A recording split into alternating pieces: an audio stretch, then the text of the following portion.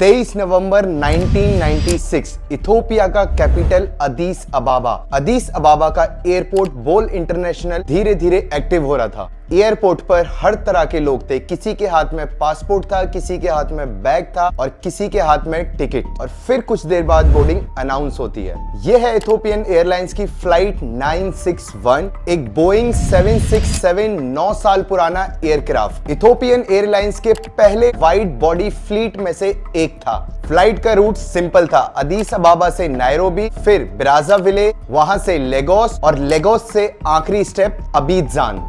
ये एक normal regional multi stop flight थी। प्लेन में टोटल 175 लोग थे, 163 पैसेंजर्स और 12 क्रू मेंबर। 36 अलग अलग देशों के लोग, उनमें 20 इंडियन लोग भी थे। कुछ लोग बिजनेस ट्रिप पे जा रहे थे, कुछ अपनी फैमिली से मिलने जा रहे थे और कुछ लोग हॉलीडेज पे जा रहे थे। कॉकपिट में 2 एक्सपीरियंस पायलट भी बैठे हुए थे। पहले का नाम था कैप्टन लियो लबाते, जिनका फ्लाइंग एक्सपीरियंस था 11,500 घंटे, और बोइंग 767 जिस फ्लाइट को भी ये उड़ा रहे, इस फ्लाइट का उनका पर्सनली था 4,000 घंटे। उनके साथ फर्स्ट ऑफिसर थे योनस मरकुरिया, जिनका फ्लाइंग आवर्स थे 6,500 घंटे। और सोचो, ये सब बिल्कुल अनजान थे कि इस फ्लाइट में हाईजैकर्स हैं।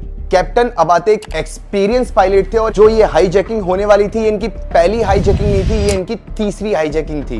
पहली हाईजैकिंग इनकी 1992 में होती है और दूसरी हाईजैकिंग 1995 में होती है। और आज होने वाली थी इनकी लाइफ की तीसरी हाईजैकिंग, जिसे लेके ये बिल्कुल भी अवेयर नहीं है। इससे पहले जो 2 हाईजैकिंग्स हुई थी, कैप्टन अबाते ने खुद अपने पर्सनल लेवल पर ही नेगोशिएशंस करके लोगों की जान बचाई थी। अब इसके बाद प्लेन रनवे पर आता है, इंजन तेज हुआ और प्लेन हवा में उड़ जाता है। अदीस अबाबा धीरे धीरे छोटा होता गया और प्लेन 39,000 फीट पर जाके स्टेबल हो जाता है। पैसेंजर्स भी आराम से रिलैक्स हो जाते। कोई मैगजीन पढ़ रहा था, कोई सो रहा था, कोई जूस पी रहा था, सब कुछ नॉर्मल था। लेकिन सिर्फ 20 मिनट बाद सब कुछ बदल जाता है। 3 आदमी अपनी सीट से खड़े होते हैं और उनके चेहरे पर एक अजीब सी सख्ती थी। उनमें से एक हाईजैकर कॉकपिट की तरफ भागता है। एक अचानक से चिल्लाकर बोलता है, मेरे पास बॉम्ब है, सब लोग शांत बैठे रहना। ये बात सुनते ही प्लेन में तुरंत सन्नाटा छा जाता है। हालांकि बाद में जांच में पता चलता है कि वो बॉम्ब नहीं था हाईजैकर के पास, बस उसने लोगों को डराने के लिए विस्की की बोतल का सहारा लिया था। लेकिन उस वक्त किसी को नहीं पता था।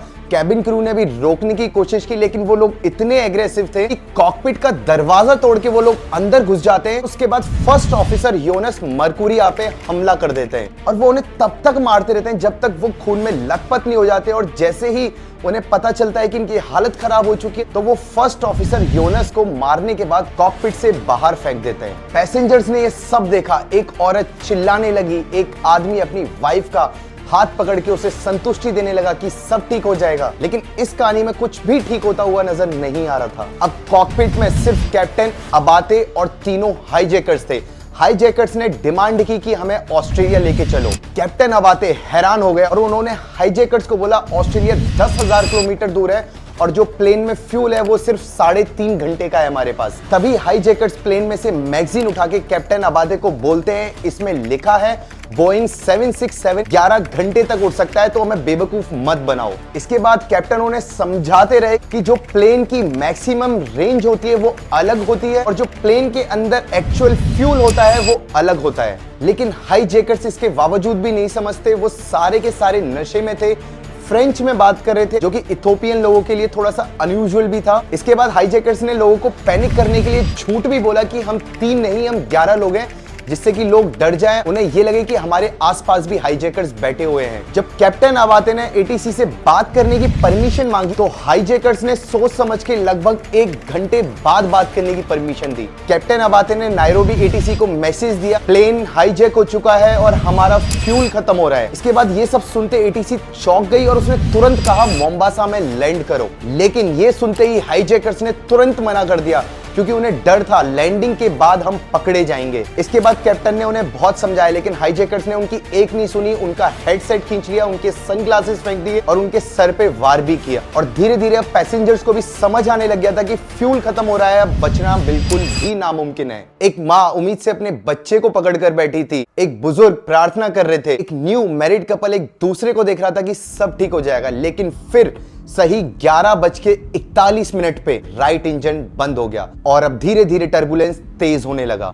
प्लेन हिलने लगा, पैसेंजर्स चीखने लगे, क्योंकि अब सिर्फ एक इंजन पे प्लेन उड़ रहा था। कैप्टन अबाते ने बड़े हिम्मत से अनाउंसमेंट की कि फ्यूल खत्म हो रहा है, क्रैश लैंडिंग के लिए रेडी हो जाओ। लेकिन जो हाईजैकर ऑपरेशन लीड कर रहा था उसने मुस्कुरा के बोला अब हम साथ मरेंगे, जैसे उसे कोई डर था ही नहीं। और अब फिर सही 20 मिनट बाद लेफ्ट इंजन भी बंद हो जाता है। अब इसके बाद प्लेन हवा में ग्लाइड करता हुआ धीरे धीरे नीचे गिरने लगता है। जैसे जैसे प्लेन गिर रहा था, कैप्टन अबाते ने कोमोरोस आइलैंड्स में गलावा बीच टारगेट किया लैंडिंग के लिए, क्योंकि वहां बहुत सारे लोग थे और रेस्क्यू भी इजीली हो सकता था। पैसेंजर्स लाइफ जैकेट पहनने लगे थे, लेकिन यहाँ पे एक छोटी सी गलती हो जाती है। कई लोगों ने अपनी लाइफ जैकेट कैबिन के अंदर ही इन्फ्लेट कर दी थी। प्लेन 200 नोट्स की स्पीड से पानी पे गिरा, लेफ्ट विंग कोरल रीफ से टकरा गई थी। प्लेन फ्लिप हो गया और 4 टुकड़ों में भी टूट गया था। वहां पे मौजूद स्कूबा डाइवर्स भी तुरंत पानी में कूदने लगे। 8 फ्रेंच डॉक्टर भी थे। रेस्क्यू शुरू हुआ, लेकिन 125 लोग मर चुके थे। सिर्फ 50 लोगों की जान बच पाई थी। कई लोग तो इसलिए मारे गए क्योंकि उन्होंने लैंड होने से पहले ही लाइफ जैकेट फुला दी थी और प्लेन के पानी में गिरते ही वो लोग प्लेन की सीलिंग पर चिपक गए, जिसके कारण डूबने से उन लोगों की मौत हो गई। कैप्टन अबाते लास्ट सेकंड तक कंट्रोल पे रहे। उन्होंने प्लेन को ऐसे उतारा कि कुछ लोगों की जान बच सके, लेकिन लोगों की जान बचाने के चक्कर में कैप्टन अबाते भी नहीं बचे और वो जो 3 हाईजैकर थे वो भी मर चुके थे। बाद में पता चलता है वो तीनों जो हाईजैकर्स थे वो पॉलिटिकल असाइलम चाहते थे। 1990s में इथियोपिया रेड टेरर के बाद इनस्टेबिलिटी थी। इस इंसिडेंट के बाद एविएशन रूल्स बदल गए, आर्म्ड मार्शल शुरू हुए और पायलट्स को भी ट्रेन किया गया फ्यूल स्टेटस ना बताने के लिए। मल्टीपल लैंग्वेजेस में अनाउंसमेंट शुरू हुए और कॉकपिट डोर्स को भी और अच्छे से सिक्योर करने की प्रोसेस शुरू हुई। इथियोपियन एयरलाइंस फ्लाइट 961 ये सिर्फ एक हाईजैकिंग नहीं थी, ये एक